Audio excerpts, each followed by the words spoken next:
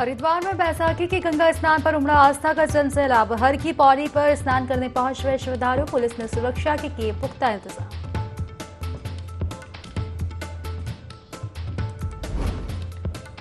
प्रदेश भर में संविधान निर्माता डॉक्टर भीमराव अंबेडकर को किया याद। डॉक्टर भीमराव अंबेडकर की मूर्ति पर किया माल्यार्पण। बाबा साहब के मार्ग पर चलने का लिया संकल्प।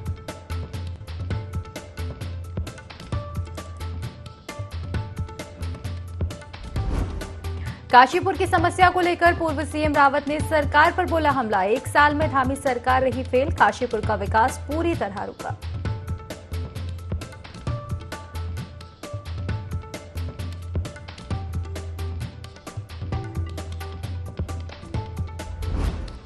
लोहाघाट में मकान से टकराई कार, बार बार बचे रजिस्ट्रार कानून को, एयरबैग खुलने से बची जान।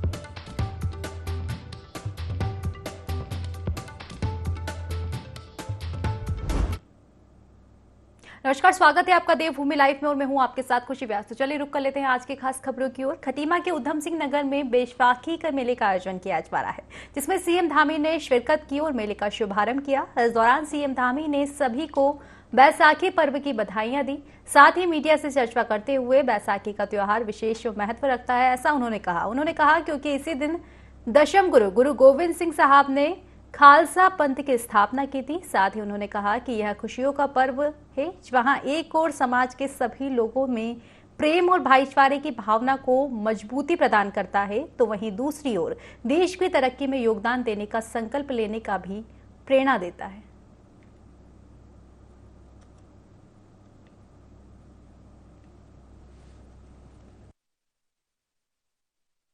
ये बहुत ही महत्व का दिन है और इस दिन दशमेश गुरु गोविंद सिंह जी के द्वारा खालसा पंथ की भी नींव रखी गई थी, खालसा पंथ की स्थापना की गई थी। ये त्योहार समृद्धि का त्योहार है, ये त्योहार उन्नति का त्योहार है, ये त्योहार कहीं न कहीं मैं कहूँ कि हर क्षेत्र में आगे बढ़ने का त्योहार है। इस त्योहार की मैं सभी को बहुत बधाई देता हूँ। बहुत दिल्ली में आयोजित गणतंत्र दिवस परेड 2023 में प्रथम स्थान पर रही उत्तराखंड की झांकी बानसखंड का लोहाघाट के जवाहर पार्क में जोरदार स्वागत किया गया। जवाहर पार्क में नगर पालिका अध्यक्ष गोविंद वर्मा, प्रदेश कार्य समिति सदस्य सतीश पांडे ने हरी झंडी दिखाकर मानसखंड झांकी को रवाना किया। झांकी को देखने लोगों का हुजूम उमड़ पड़ा। इस दौरान भाजपा जिला अध्यक्ष निर्मल माहरा, ब्लॉक प्रमुख सहित पदाधिकारी मौजूद रहे। लोगों ने झांकी में बने जागेश्वर मंदिर, कॉर्बेट नेशनल पार्क, एपन कला, योग और वनों को देखा और झांकी की खूबसूरती की खूब सराहना भी की।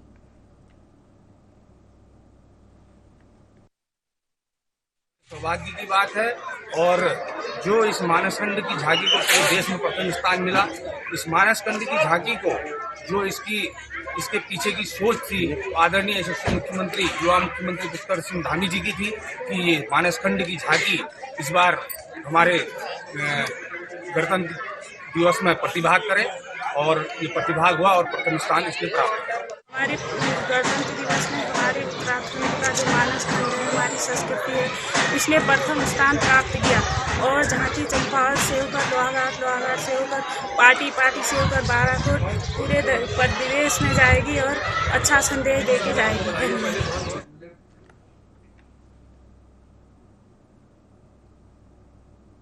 हरिद्वार में बैसाखी स्थान पर अन्य राज्यों से आने वाले श्रद्धालुओं को देखते हुए ट्रैफिक रूट डाइवर्ट हुआ है।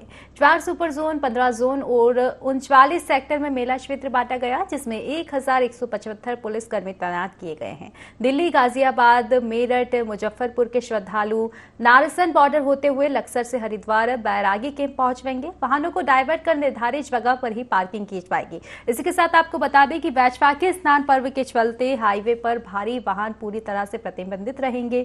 वरिष्ठ पुलिस अधीक्षक अजय सिंह ने निर्देश दिए हैं कि ड्यूटी के दौरान कोई भी पुलिसकर्मी मोबाइल का इस्तेमाल नहीं करेगा।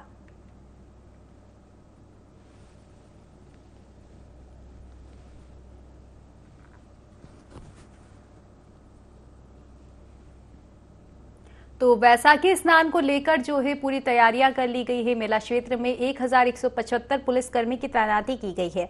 इसी के साथ आपको बता दें कि ट्रैफिक व्यवस्था जो है वो भी दुरुस्त की गई है। कई रूटों को डाइवर्ट किया गया है ताकि जो भीड़ रहेगी उसको संभाला जा सके और तमाम व्यवस्था जो है दुरुस्त रखी जा सके।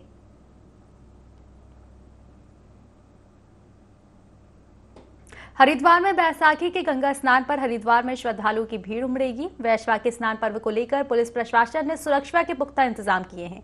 पूरे मेला क्षेत्र को 15 जोन और 39 सेक्टर में बांटा गया है। स्नान पर्व से पहले हरिद्वार के डीएम विनय शंकर पांडे और एसएसपी अजय सिंह ने स्नान पर्व की ड्यूटी पर तैनात पुलिसकर्मियों को ब्रीफ किया। साथ ही यात्रियों की भीड़ से सबक लेते हुए पुलिस प्रशासन ने वैसाखी स्नान को लेकर खास ट्रैफिक प्लान भी तैयार किए हैं।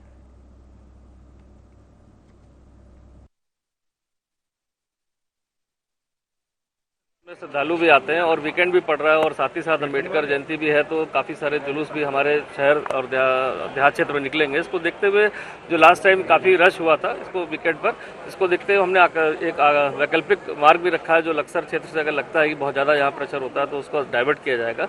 वापसी में भी देखा गया है कि जो दिल्ली और हरियाणा वापसी हो रही थी उसमें टोल पर जब काफ़ी भीड़ थी, 2-3 किलोमीटर लंबा जाम लगा था, तो रानीपुर झाल से और ख्याति ढाबे से भी उसको हम डाइवर्ट करके नहर पटरी वाले मार्ग को भी प्रयोग करेंगे अगर ज़्यादा ट्रैफिक का दबाव रहता है। ये बैसाखी का स्नान पर्व हरिद्वार के लिए बहुत ही महत्वपूर्ण पर्व होता है और इसमें बड़ी संख्या में श्रद्धालु आसपास के क्षेत्रों से दूर दराज से भी आते हैं। साथ ही साथ इस बार एक विशेष बात ये भी है कि 14, 15, 16 3 दिन का वीकेंड भी हो रहा है और छुट्टियां भी पड़ रही हैं। और पिछला जो हम लोगों का एक्सपीरियंस रहा है कि वीकेंड्स पर आमतौर पर हरिद्वार में अब रश काफ़ी होने लगा है और आप लोगों के चैनल के माध्यम से जो लोग आ रहे हैं उनको भी ये संदेश देना है कि जो नियम पुलिस और प्रशासन द्वारा बताए जाएं, जो इंस्ट्रक्शंस दिए जाएं उसको फॉलो करें। अगर लोग इन इंस्ट्रक्शंस को कायदे से फॉलो करेंगे तो इत्मीनान से उनकी यात्रा भी सकुशल संपन्न होगी। रुड़की की गंगनहर कोतवाली क्षेत्र के मतलबपुर से लापता एक बैंक कर्मी का शव पुलिस ने आसफ नगर झाल से बरामद किया है।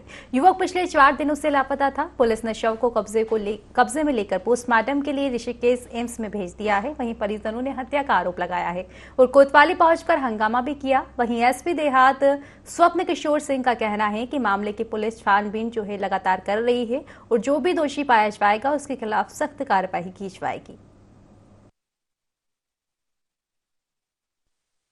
6 बजे संडे को 9 तारीख को मेरे भाई को कॉल आई, वीरेंद्र गुप्ता ने बुलाया उसको, या मेरे भाई ने किया, उसकी आई, वो वहाँ पे गया, उस पे क्या दबाव था, उनके घर गया। 6:30 बजे वहाँ पे क्या मीटिंग हुई क्या नहीं हुई, और ये फिर कैमरे में भी रिकॉर्ड हुआ है वीरेंद्र गुप्ता कि वो मेरे भाई के साथ जा रहा है बाइक पे। उसके बाद हमें कुछ नहीं पता कि ये जो अशोक और पप्पू हैं बैंक में, इन्होंने कुछ कैश गायब कर दिया और मुझे फंसा रहे हैं। मैंने कहा तुम चिंता मत करो। इससे पहले वो कुछ और मैं बोलने जा रही इधर से कि तुम चिंता मत करो, और फोन कट चुका था। कोतवाली गंगनहर क्षेत्र से गुमशुदा श्री विक्रम सैनी का शव आज मोहम्मदपुर झाल से बरामद हुआ है। कुछ लोगों के द्वारा सोशल मीडिया के माध्यम से यह भ्रामक, असत्य एवं दुराशयपूर्ण सूचना फैलाई जा रही है कि उक्त शव जब बरामद हुआ तो उसके हाथ पैर बंधे हुए थे। उक्त शव को पोस्टमार्टम के लिए एम्स ऋषिकेश रवाना किया जा रहा है ताकि मृत्यु के कारणों का सही पता लगाया जा सके। लोगों से अपील की जाती है, अनुरोध किया जाता है कि वे ऐसी भ्रामक, अफवाहजन्य एवं दुराशयपूर्ण बातों का विश्वास न करें एवं इन्हें प्रसारित करने से बचें। उत्तराखंड में नगर निकाय और लोकसभा चुनाव से पहले कांग्रेस में रार जो है थमने का नाम नहीं ले रही है।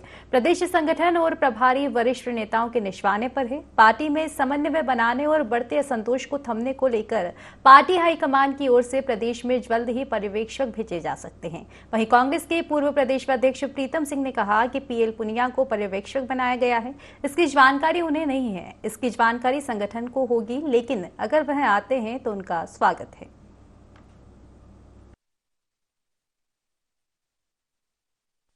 पूरे देश में कांग्रेस पार्टी की स्थिति किसी से छुपी नहीं है और कांग्रेस को ही खत्म कर रही है।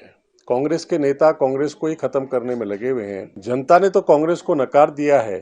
जो उनकी गुटबंदी है, जिस तरीके से कांग्रेस के नेता कांग्रेस छोड़कर दूसरे दलों में जा रहे हैं, इससे ये साबित हो गया है कि 2024 में फिर भारतीय जनता पार्टी की केंद्र में सरकार आने वाली है और मेजॉरिटी में आने वाली है। इसलिए कांग्रेस के लोगों में छटपटाहट है, कांग्रेस के लोगों में दौड़ भाग लगी हुई है और वहाँ कोई अनुशासन नहीं रह गया। वहाँ आंतरिक लोकतंत्र कहते हैं कि उनके यहाँ आंतरिक लोकतंत्र है। उनका आंतरिक लोकतंत्र सड़कों पर दिखाई दे रहा है, एक दूसरे के खिलाफ दिखाई दे रहा है।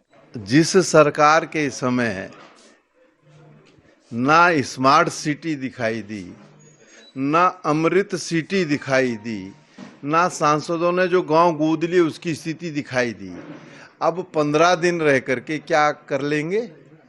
जिन सांसदों ने पूरे कार्यकाल में जो है मुंह मोड़ के रखा अब वो 15 दिन गांव में जाएंगे, क्या कहने जाएंगे? क्या महंगाई कम हुई? क्या भ्रष्टाचार कम हुआ? क्या बेरोजगार साथियों को रोजगार मिला? क्या अर्थव्यवस्था सही है? विकास के कार्य हो रहे हैं? क्या बताएंगे? ये तो एक एजेंडे पे काम करती है भारतीय जनता पार्टी, और वो एजेंडा है सांप्रदायिकता का खेल। और जब जब चुनाव होता है तब तब उस एजेंडे पे काम करते हैं। उत्तराखंड में चुनाव से पहले एक बार फिर अवैध मज़ारों पर घमासान छिड़ गया है। दरअसल राज्य के मुख्यमंत्री पुष्कर सिंह धामी ने उत्तराखंड में अवैध मज़ारों को ध्वस्त करने का ऐलान किया है। साथ ही मुख्यमंत्री धामी ने लैंड जिहाद को लेकर भी चेतावनी दी है। उन्होंने कहा कि जो भी लोग अवैध अतिक्रमण के पीछे लगे हुए हैं वे खुद ही अतिक्रमण हटा ले, अन्यथा कार्यवाही के लिए तैयार रहें। मुख्यमंत्री धामी के इस ऐलान का राज्य की साधु संतों ने भी स्वागत किया। वहीं इस मामले पर विपक्षी दलों का कहना है कि बीजेपी चुनाव से पहले धार्मिक उन्माद फैलाने का काम कर रही है। सरकार असल मुद्दों से ध्यान हटाने के लिए ऐसे हथकंडे अपना रही है।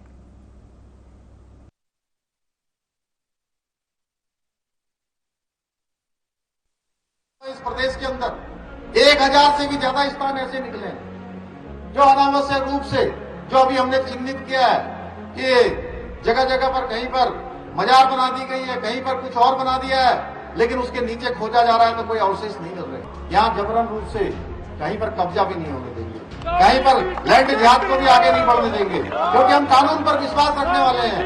हम किसी का नुकसान करने के लिए कोई काम नहीं करने वाले, लेकिन हम किसी का तुष्टीकरण भी नहीं होने देंगे। तुष्टीकरण पर भी हम जो है कठोरता से लगाम लगाने का काम करेंगे। किसी भी धर्म से संबंधित देवालय हैं, चाहे वो किसी भी धर्म से संबंधित है, अगर वो 20-50 साल से पुराने हैं, क्योंकि हमारे यहाँ सनातन धर्म में भी जो वानप्रस्थ आश्रम की व्यवस्था है उसमें जंगल जाके करते थे, और जो मठ मंदिर जो जंगलों में बने, अब हम डोईवाला को जाते हैं, देवी का मंदिर है फॉरेस्ट की जमीन में, रोज भंडारे होते, तोड़ सकते हैं क्या? मैं फिर कह रहा हूँ, किसी भी धर्म से संबंधित है, अतिक्रमण है तो रुकना चाहिए, लेकिन अगर वो पुराने हैं, पौराणिक है, तो उनको रेगुलराइज करना चाहिए। मैंने पहले भी बयान दिया है कि उनको रेगुलराइज करना चाहिए। कल एक ही चीज कह रहे हैं भाजपा के सब नेता जो है, मजार शरणम गच्छामि, मजार शरणम गच्छामि, मजार शरणम गच्छामि, क्योंकि उनके पास जनता को बताने के लिए कुछ नहीं है, इसलिए सब मजार मजार मजार मजार कह रहे हैं। जो वास्तविक मुद्दे हैं, बेरोजगारी का है, महंगाई का है, पानी नहीं मिल रहा है, जंगलों में आग लग रही है, गरीबी अलग है, दूसरे सवालात खड़े हैं, लोगों की पेंशन नहीं मिली है, बच्चों की छात्रवृत्तियाँ नहीं मिली हैं, हॉस्पिटल में डॉक्टर नहीं है, कोरोना दस्तक देने लग गया है। भाई इनसे मत बचो, ये तो ऐसा है, भाजपा के बाद बताने के लिए कुछ नहीं है। इसलिए सारी भाजपा कह रही है, हे मजार तू ही मेरी रक्षा कर, हमारी रक्षा कर, इसलिए आजकल मजार मजार मजार मजार मजार कह। मसूरी के एक होटल के सभागार में कार्यक्रम आयोजित हुआ जिसमें कृषि मंत्री गणेश जोशी ने शिरकत की। इस दौरान पत्रकारों से बातचीत करते हुए उन्होंने कहा कि पत्रकारिता लोकतंत्र का चौथा स्तंभ है और समाज को दिशा देने में समाचार पत्र और न्यूज चैनलों का अहम योगदान है। वहीं माल रोड के सुधारीकरण को लेकर कहा कि कार्य कुछ तकनीकी कारणों से लंबित हो रहा है। सुधारीकरण का कार्य 1 सप्ताह के अंदर पूरा कर दिया जाएगा, जिसके लिए अधिकारियों को निर्देश भी दे दिए गए हैं। मसूरी पत्रकारिता को लेकर कैबिनेट मंत्री का ये पूरा बयान जो है सामने आया है।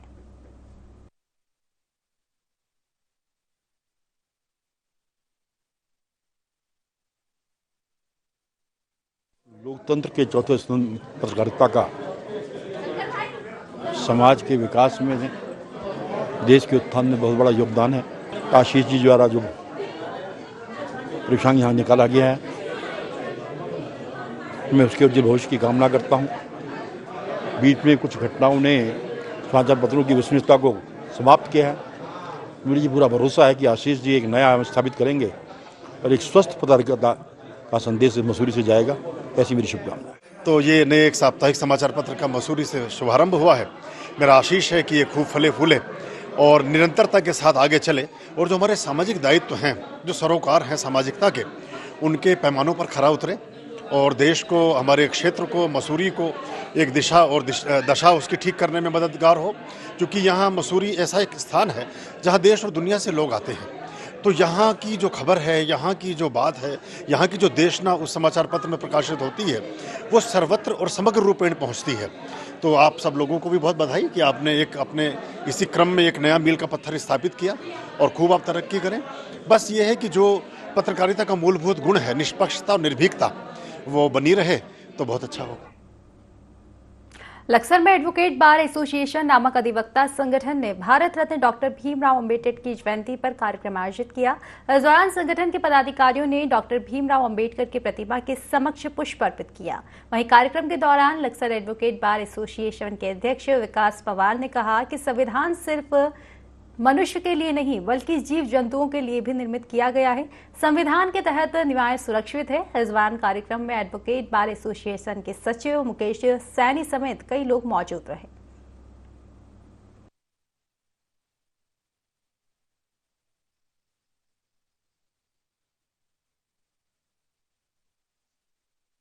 भीमराव अंबेडकर जी की जयंती है और ये बहुत अच्छा कार्यक्रम है। और हमारे अंबेडकर जी ने एक संविधान लिखा था जिससे कि शोषित वर्ग को जो आजकल है उसे न्याय मिल रहा है।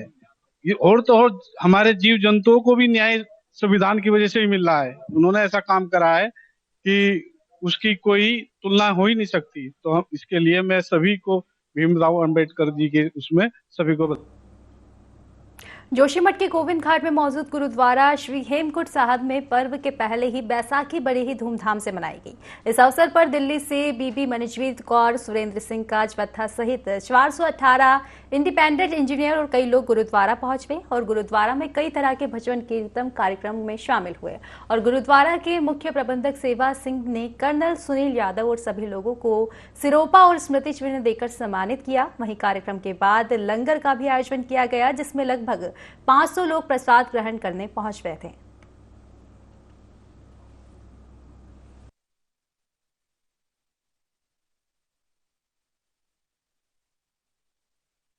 हमारे भीमराव अंबेडकर जी की जयंती है और ये बहुत अच्छा कार्यक्रम है। और हमारे अंबेडकर जी ने एक संविधान लिखा था जिससे कि शोषित वर्ग को जो आजकल है उसे न्याय मिल रहा है। ये और तो और हमारे जीव जंतुओं को भी न्याय संविधान की वजह से ही मिल रहा है। उन्होंने ऐसा काम करा है कि उसकी कोई तुलना हो ही नहीं सकती। तो हम इसके लिए मैं सभी को भीमराव अंबेडकर जी के उसमें सभी को 14 अप्रैल से 20 अप्रैल तक लक्सर का दमकल विभाग अग्निशमन सेवा सप्ताह यानी फायर सर्विस वीक मनाने जा रहा है। दरअसल मुंबई में कई वर्षों पूर्व घटित एक बड़े अग्निकांड में दमकल विभाग के 66 फायरमैन शहीद हो गए, जिनकी याद में हर साल फायर सर्विस वीक जो है वो मनाया जाता है। इसके तहत कई अवेयरनेस कार्यक्रम आयोजित किए जाएंगे जिसमें विद्यालय, समिति क्षेत्र के औद्योगिक संस्थान और अस्पतालों को भी शामिल किया जाएगा।